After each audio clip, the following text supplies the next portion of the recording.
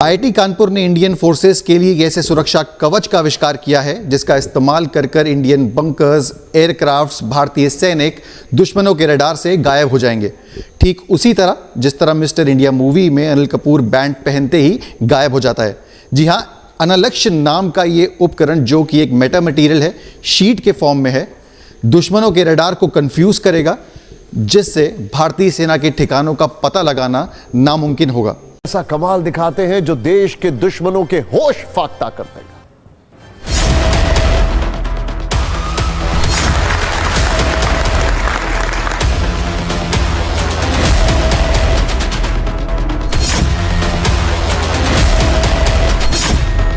बढ़ते आगे, Indian army को आईआईटी कानपुर का तोहफा। आईआईटी कानपुर ने मेटा मटेरियल का किया इनोवेशन, सेना को दुश्मनों के हमले से बचाएगा। ये नाजरीन, आईआईटी यानी कि इंडिया इंस्टीट्यूट ऑफ टेक्नोलॉजी अब दुनिया को एजुकेट करने जा रहा है। मेटा मटेरियल जिसे आईआईटी कानपुर ने बनाया है, भारतीय सैनिक उससे गायब हो सकते हैं, नई तकनीक से अदृश्य हो जाएंगे। फाइटर जेट्स डिफेंस सेक्टर में आईआईटी की बड़ी उपलब्धि। लेकिन आज अगर आप देखें तो आज हिस्ट्री बड़ी बदल गई है। आज भारत ने, जो भारत का एक premier Indian Institute of Technology है, उसकी आप सबने वर्ष 1987 में आई फिल्म मिस्टर इंडिया जरूर देखी होगी, जिसमें एक्टर अनिल कपूर के हाथ में एक ऐसी घड़ी लग जाती है जिसका बटन दबाते ही वो गायब हो जाते हैं।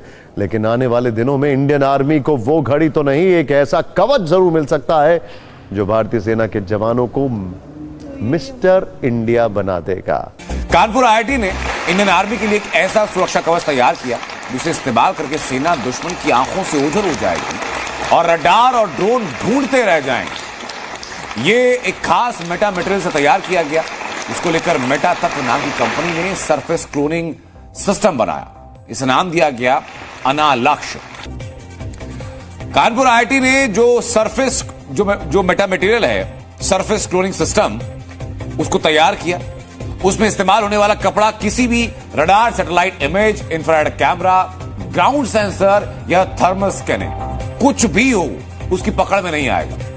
यानी अगर इस कपड़े को कोई जवान अगर पहन लेता है या उस कपड़े से वर्दी सिल जाती है तो दुश्मन को दिखाई नहीं पड़ेगा। इस खास कपड़े को टैंक पर ढक दिया जाए तो टैंक की लोकेशन पता नहीं चलेगी, टैंक खड़ा कि नहीं खड़ा है।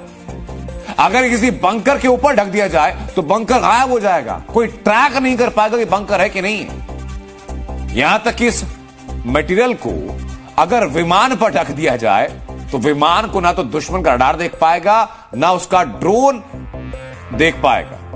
तो एक तो मैं आपको इसकी डिटेल बताऊंगी, साथ ही ये भी बताऊंगी कि वो कौन से कंट्रीज हैं जिसमें आईआईटीज ओपन करने की लोगों की ख्वाहिश पे और ओपन किया भी जा रहा है। क्योंकि कंट्रीज ये पसंद करते हैं कि ये दुनिया, क्योंकि इस वक्त का ये एरा ही आईआईटी का है, इंफॉर्मेशन टेक्नोलॉजी का दौर है। हर कोई चाहता है कि उसके पास ये टेक्नोलॉजी हो और सबको ये पता है कि इसकी जो बेहतरीन टेक्नोलॉजी है वो इंडिया में है। प्रोग्राम के हिस्से में हम बात करेंगे जो पाकिस्तान में टेक का जो सिचुएशन है और ग्लोबली पाकिस्तानियों की क्या रिप्रेजेंटेशन है दुनिया भर में, जो इस वक्त डिजिटल प्लेटफॉर्म्स हैं, जो इंफॉर्मेशन टेक्नोलॉजी है, उसके मुख्तलिफ जो पैराडाइम्स हैं उसमें।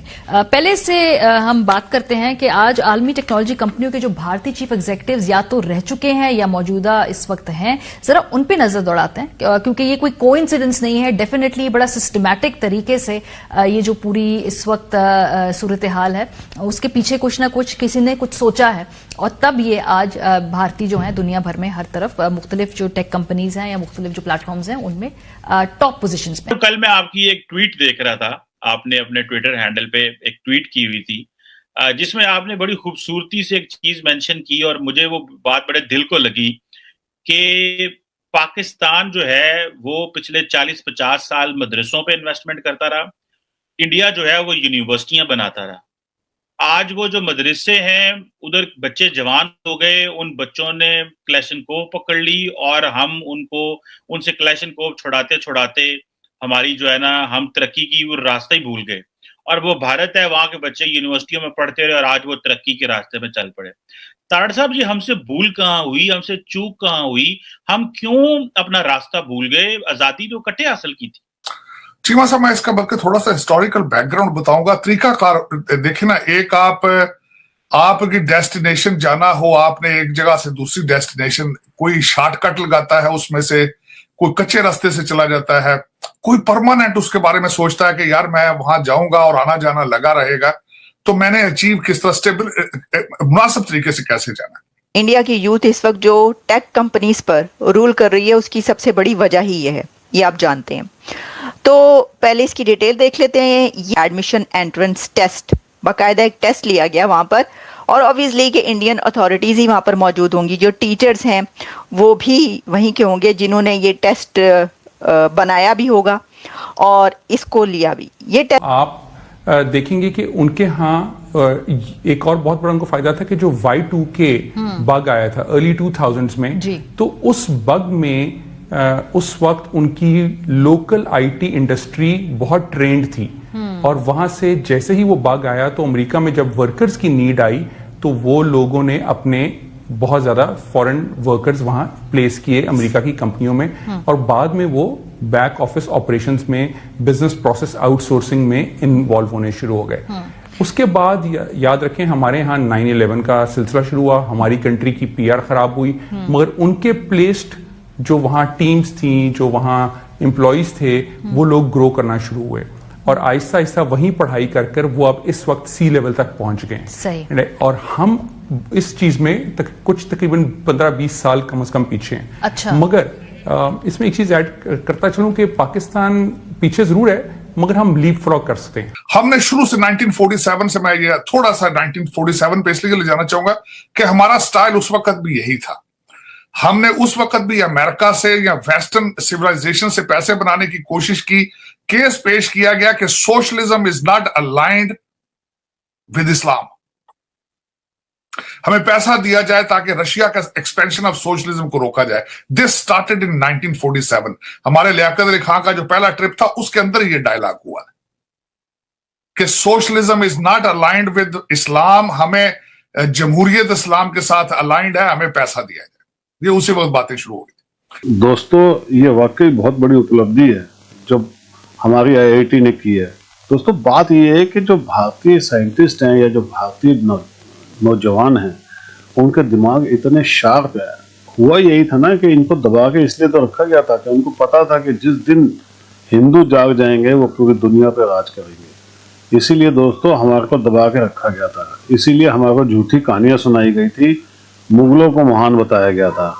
लेकिन जैसे ही हिंदू जागा है, जैसे ही मोदी जी ने हमें अपनी ताकत याद दिलाई है, आप देख लीजिए पूरी दुनिया आज भारतीयों के गुणगान गा रही है।